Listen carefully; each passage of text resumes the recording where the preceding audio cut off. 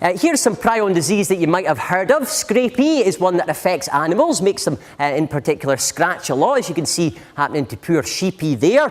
You also get your variant Creutzfeldt-Jakob disease, also known as mad Q disease. Yes, I have personally fought against mad Q disease for many, many years. So you'll be aware of that. Now, you also get a sporadic form of that that's to do with your genes as well, and we still don't really know exactly why that happens. Now, there's another one as well called Kuru. Now, this is a very rare and fatal prion disease that affected the Fore tribe of Papua New Guinea during the 1950s and 60s. Yes, you can see me there on my expedition to old PNG. Now, this disease was spread by cannibalism. When someone in the tribe there died, the women were in charge of dismembering the corpse. So what they do is sort of rip off the arms and legs, strip off the skin, and scoop out the brains and internal organs, then fry it all up in a lovely wee feast. Now, I realise to many of you that probably sounds sort of pretty disgusting, but you do have to bear in mind that was the 50s and 60s, and they did expect women to do most of the cooking back then. Yes, it's just how it was. It's not like that anymore, mind you. Now, the bits of brain that they ate at this funeral feast were highly infectious and transmitted Kuru by either eating it or touching the brains and touching a cut in your skin. Now, here's your symptoms of Kuru there. Now, you see you get unsteady gait and tremors, a little bit like a zombie walk. You've got slurred speech, a bit like a zombie moan. Now, it's not quite the symptoms that we looked at before, but we can see how a new type of prion disease might give us the symptoms that we attribute to zombieism. So if we know what a zombie is like, and of course how it's becoming one, we can then think about curing it. And this goes along with a theme that many people have talked about today, and that's using gene therapy, which, as you can see, I've actually conducted quite a lot of myself. Obviously, if you don't know who the person is, it's not as a hilarious joke, but gosh, it really is very, very funny. I'll happily explain it to anyone afterwards why. Now, gene therapy, as you've heard, is where you put genetic material, such as DNA, into someone's cells to try and prevent or treat a disease. Now, first you have to identify the gene you think is going to help. You then have to create a way to deliver it into the host. And then finally, you have to administer it to the patient. Now, one of the ways that was mentioned before was using these things called viral vectors. Now, that's basically using a virus as a courier to deliver your genetic material. Now, viruses are very good at infecting things and so make for a fantastic postman. Now, there are some problems that could arise from using viruses. What do you think could be bad about using a virus? Or do you think it'd be all good? No, there would be problems. What could be bad about using a virus? What do they normally do? Yes, multiply very quickly. Fantastic. Anything else? Mutate, yes, quite fancy. Kind of hurt you was another one we could have gone for there. Now, there's various problems that you do get. Now, one of them is that they can damage the body. The other one, they can make a lot of copies of themselves, and they can also provoke an immune response too. So what you kind of have to do is get in there and sort of delete all the genes, all the stuff that might cause this damage, and replace it with the stuff you think is going to help. So you can have the safest and simplest method to deliver your treatment.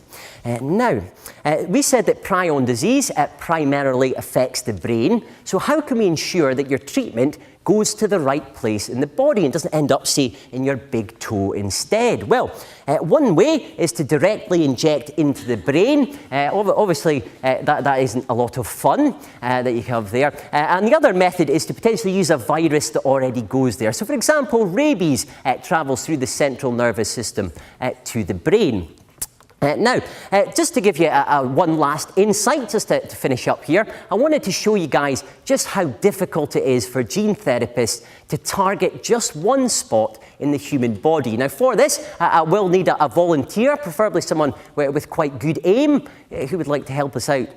Come on, who's going to volunteer? Yes, fantastic. Come down there. Give a round of applause.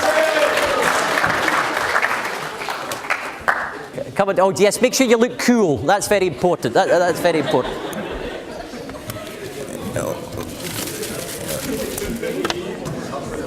Okay, hi there. What's your name? Amrit. Amrit. Give Amrit a nice round of applause again. Thanks for helping me out. Now, What we're going to do is you're going to try injecting a gene therapy treatment into my brain. Okay, that's what we're going to do now. If you wait there, I'll get your delivery device. Now we have it down here.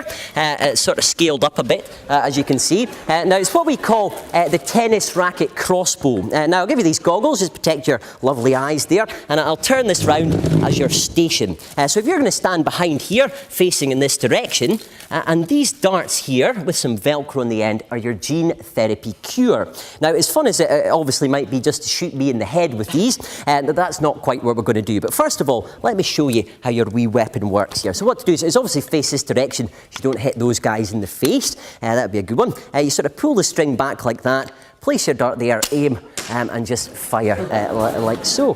Thanks very much. Now, obviously, make sure when you do it that you always put the dart just about there. So if you put it about there, you don't really get a very good discharge, okay? So if you want to stand here, face that direction, I'll get the target you're going to be aiming at. And those are your wee darts there. Okay, here we go. So I'm going to be basically wearing this fencing mask. And if you can see this tiny spot of Velcro, this is what you're going to be aiming at. And I know this might seem difficult, but you're still aiming at something much larger than most gene therapists are. Now, what's going to happen is I'm going to be advancing towards you like a zombie, and you're going to have 6 chances in which to hit that. Now, do you think you can manage that? I'm sure. Yes, but it's actually still, unfortunately, not that simple. Because you see, gene therapists also have to contend with the immune system, which is sort of getting in the way. So to represent the immune system here, I've got these sort of 2 foamy, sort of wiggly things that we've got. And I'm going to need just 2 volunteers. Could you guys help me in the front? Just to come out and be the immune system. You guys are absolutely experts at this. So I'll give you one of these here. There you go, right. If one of you comes round here, or one of you goes on that side, and maybe just lean down and just sort of waggle them. Yes, like this is also good. There, waggle them back and forth. Fantastic. Okay, so the immune system will be fighting back. I'll be coming towards you. I'm sure you can do it. Now I'll just get my mask on, and we'll be good to go here. So sorry, two secs.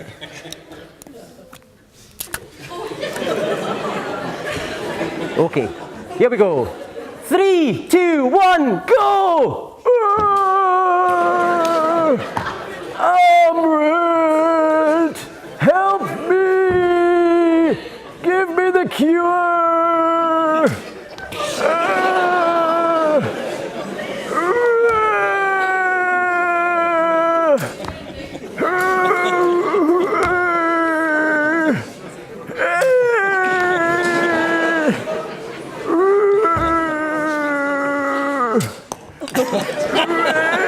One more chance. I'll give him a big round of applause. He did a great effort. Okay, thanks, guys. You can head back to your seats. So, you did a very good shot there, but can you see just how difficult it is for gene therapists to hit one spot? You did a great effort. Big round of applause for him and my 2 volunteers as well. Okay. Now, just as a quick recap there then, zombies do not obviously currently exist, so don't panic about that. But when they do, they'll be very different from those in Hollywood films. Now, the most likely way that zombies will appear will be through a new type of prion disease, and there is at present no cure for these types of diseases, unfortunately. Now, gene therapy might give us our best chance and our best hope in the future to be able to treat people when they do become zombies.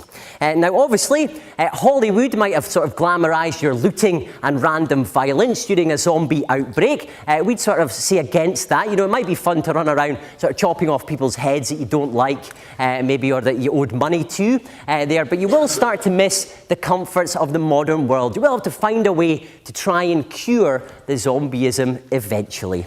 Now, a recap of stuff you learned today can be found on our website, zombiescience.co.uk. You can also do a multiple choice examination and get this amazing certificate up there, and you can find us in the Book of Faces too. You can also purchase my book, Zombie Science 1Z. That's available in the Amazon and other places as well, and that tells you a lot more about the real science behind the undead. Now, of course, don't forget to join me next time when we'll be asking the question, zombies already among us? Now, thank you very much. I've been Dr. Austin. Thank you.